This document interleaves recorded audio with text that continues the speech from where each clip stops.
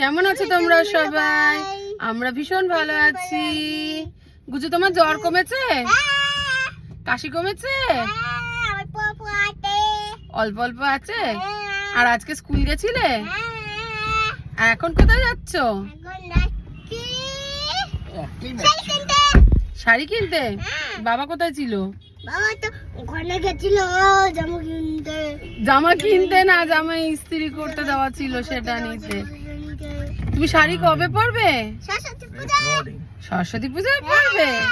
শাড়ি পরে কি করবে? আচ্ছা, আমরা শাড়ির দোকানে যাই, সেখানে ভিডিও করতে পারবো কিনা জানি না। ফিরে এসে তোমাদের দেখাবো কি শাড়ি কিনেছি। হ্যাঁ, এখনকার মতো টাটা। গুজু টাটা করো এখনকার মতো। দেখো আমরা কি করছি গুজু? আমরা রোল খাচ্ছি। একটা ডাবল এগ রোল তিনজনে মিলে খাচ্ছি। তুমি খাও।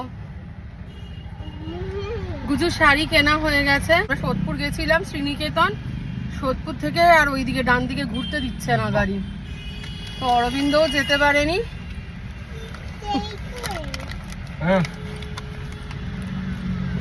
আমি আর গুজু টোটো করে গিয়ে কিনে নিয়ে এসেছি।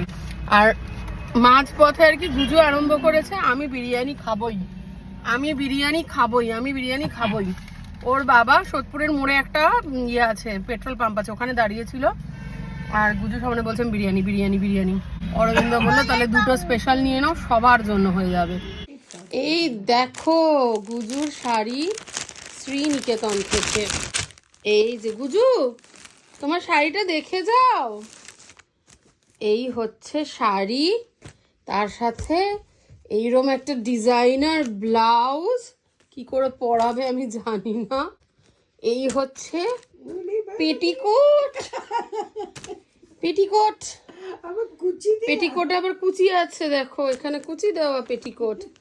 এই যে বডিতে এরকম ছোট ছোট একটা একটা ফুল, আর এই যে আঁচলে এরকম একটু কাজ করা, দেখেছো কি সুন্দর, বিউটিফুল শাড়ি। পছন্দ হয়েছে?